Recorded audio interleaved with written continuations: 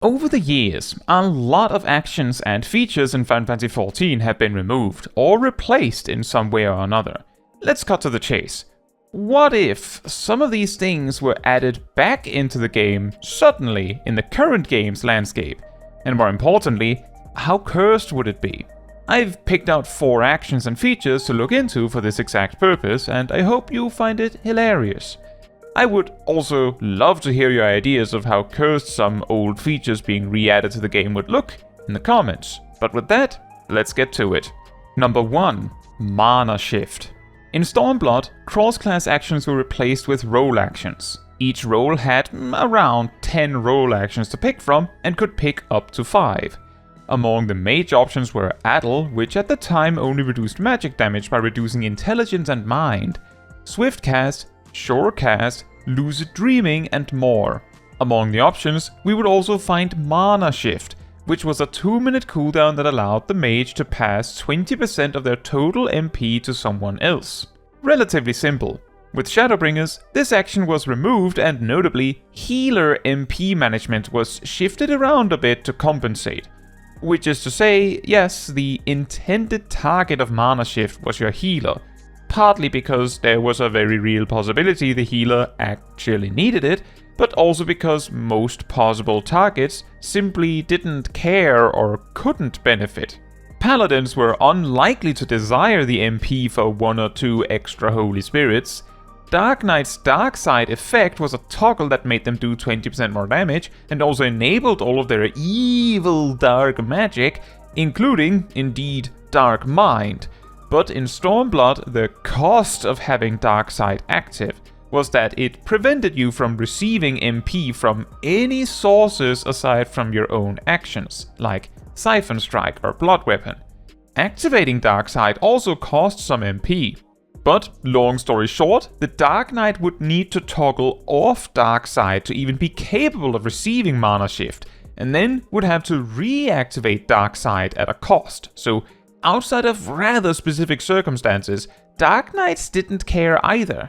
At the time, Bard had a spell called Foe Requiem, which indeed required a GCD to activate, which activated an aura that made enemies take 3% more damage. The aura lasted until the Bard ran out of MP, so a Mana Shift could prolong the song slightly. The fact it cost a GCD to activate really emphasized the awkwardness, but given I actually have no idea how much extra time a Mana Shift would add to it, I have no way of knowing how valuable this would be. Between the mages themselves, Summoner and Red Mage didn't really gain anything from having extra MP. They had enough to do everything they needed to, which left Black Mage, who, due to the strictness of their astral fire state, presumably would only gain 1 Fire 1 cast or something. Barely worth mentioning. This was further compounded by the fact that the story goes that Red Mage and Summoner didn't have so much MP that they had much to spare, so them handing MP to the Black Mage for a feeble Fire 1 seems unbelievable. Black Mage itself, of course, had plenty of MP. Even back then, Umbral Ice 3 would recover 60% total MP every 3 seconds, so a Black Mage could quite freely hand a healer some MP in most of their Umbral Ice states, if they so desired. Essentially, the purpose of Mana Shift was to enable mages to help their healers a bit with MP management and recovery, or if not that, extend a Foe Requiem. And, incidentally, among the mages, only Black Mage seemed to have the extreme excess MP to always be able to afford a Mana Shift, whereas the mages with a raise option would be a lot more apprehensive about just handing a healer their precious MP. But what if Mana Shift existed today? Let's start in the Mage Giver side of the ring. Between the 4 mages that would have Mana Shift, Black Mage would immediately be the most awkward about giving Mana Shift. If you just played full standard Black Mage, you would effectively never have 2000 MP to give. But if you consistently used the Swiftcast Transpose Blizzard 3 trick when entering Ice, you would not only have the weaving space to use Mana Shift, but you would generate the MP to give at that very moment. The 3 other mages would be a lot more mellow about it, as they generally generate more MP than they use, so as long as they have MP to spare, they could hand some off to someone else. Maybe not on cooldown perhaps, but definitely a few times over the course of a fight. The next step is, who's receiving? The initial implied target would be, as it was in the past, healers. However, nowadays, unless the fight is going totally sideways or healers died during the fight, the healers wouldn't need the extra MP, which of course already opens up the options to pass the MP to something else, which is where the cursedness begins. Between all jobs, the only ones that actively use MP to the point where they could use more MP than they themselves can actually provide or need boils down to, once again, Dark Knight and Black Mage with like a very, very small Paladin mention, I would say. Unlike the Stormblood incarnation, Dark Knight no longer makes use of an effect that prevents MP gains from outside sources, and, well, Astral Fire always just reduces your passive MP recovery to 0. For Dark Knight, a mana shift from one mage would mainly make it easier for the Dark Knight to get 5 edges into a 2-minute burst, whereas 2 mana shifts in a double mage team might, with clever timing, enable a Dark Knight to get 6 edges with perfect precision. The cursedness of this optimization mainly comes down to the fact that it would require the mage, or mages, to mana shift the Dark Knight in the middle of a 2-minute burst. For Black Mage, on the other hand, with the current state of the job, 2000 extra MP would ultimately only enable 1 additional spell in an Astral Fire state. In the opener, this could allow the Black Mage to finish the initial Astral Fire with Despair and still be able to get the 12 Fire Force, or alternatively, enable the Black Mage to use Paradox safely during the opener, while also still getting 12 Fire Force in. Essentially, anything that could be enabled by the Black Mage chugging a Super Ether would be enabled by Mana Shift. But instead of being something the Black Mage has to do, instead is something someone else gets the responsibility of doing. In fact, once the opener is over, every time a Black Mage finishes off their Astral Fire state, a Mana Shift could allow the Black Mage to use Despair an extra time. Or, stay with me here, you finish off the Astral Fire state with Flare. Then Mana Shift gives you the MP to Flare again, so you can Flare Star an extra time. Meaning, whenever someone else has Mana Shift, a Black Mage could do an Astral Fire state as 6 Fire Force, Flare Star, Paradox somewhere, Flare, receive Mana Shift, maybe during a Xenoglossy, Flare again into Flare Star again. Oh man, wouldn't that be awesome? You could even do that in the opener. You have to full send a Flare, hoping that the other mage, if there is one, will Mana Shift you just right. Now, with that thought, do be sure to let me know if you can come up with some crazy shenanigans with Mana Shift in Dawntrail. Remember, OGCD moves 20% of total MP from user to target. 2-minute cooldown, that's it. Number 2. Protect. Originally a cross-class action made into a role action in Stormblood, and then removed altogether in Shadowbringers. Protect boosts defense and magic defense of the target and all nearby party members for 30 minutes.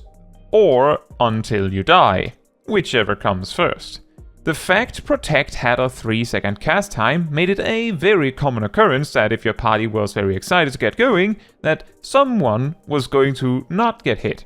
Most likely the tank. You know, the one person who would be helped the most by the effect. Fantastic. Now, aside from this minor annoyance, the real problem with Protect was that if you died in the middle of a fight, it compounded your bad luck, as when you got back up, you would no longer have Protect, and so would take more damage unless a healer decided to cast Protect just for you. We can also assume that more tightly tuned boss mechanics in Savage or even Ultimates at the time expected Protect to be present, making it even worse to not have it. As a result of such an assumption, we can also probably assume that when Protect was removed in Shadowbringers, either attacks were adjusted to account for the removal, or defense and magic defense on players were adjusted up to compensate instead. If Protect existed today, it would, let's be real here, not be that cursed. Just like it was a bit in the past, annoying when someone was a bit too fast on the trigger and missed the application at the start of a duty. And it would of course be exceptionally annoying that death would mean having to recast Protect too. In fact, I could picture many deaths from healers raising players in more casual content, especially, and simply going, they'll probably be fine. How much could Protect do anyway? And then they go down again. Or is that a too pessimistic outlook? Let me know. Number 3. Enmity Management.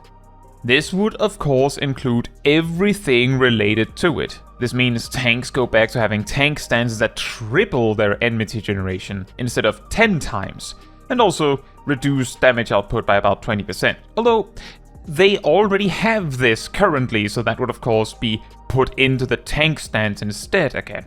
And healers as well as DPS would go back to having a couple enmity management tools. To give a short overview, Lucid Dreaming used to be a 2-minute cooldown that cut your enmity in half. Ranged physicals had access to actions like Refresh, recovered MP for everyone nearby, while also cutting enmity in half. They also had a TP version separately. We'll get to that. Most DPS also had Diversion, which reduced enmity generation by 50% as like a 2-minute burst cooldown, quote unquote, in a way. 2-minute burst wasn't quite the same back then, you see. On top of that, Dragoon's Elusive Jump also just deleted half of their enmity, and ninjas had ways to redirect the enmity they generated. Now, let me just put it like this. Based on the average damage output of a tank, their tank stance would, assuming no other changes, generate about 2 times the enmity of an average DPS, give or take. However, their damage stance would stand no chance at keeping up unless all the DPS were actively managing their enmity, which is how it was done in the past too. A particular lost art, one might say, is the Provoke Shirk juggle. The off-tank provokes, the main tank shirks the off-tank, then the main tank provokes and the off-tank shirks. This effectively multiplies the main tank's enmity by 1.56 or so to keep them ahead. If all the things we know were used for enmity management, we can probably assume things would be okay once the initial opening bursts had passed. But how about on AoE? At the very start of Dawntrail, there was an odd issue that cropped up for tanks, which Pectomancers got blamed for. Pectomancers had a very strong tendency to steal aggro on something right out the gate at the start of a duty, because they would use Pom Muse on the first viable target for, at the time, 1100 potency, 1430 relative to other jobs if we count Maim and Mend. This caused some trouble for some tanks, as often they would simply pull AoE packs with a single AoE combo starter, which, even with tank stance, would generate the equivalent of about 1100 potencies worth of enmity, or closer to 880 once the 20% innate damage down of tanks is considered. This meant that a lot of tanks simply could not handle this minor inconvenience.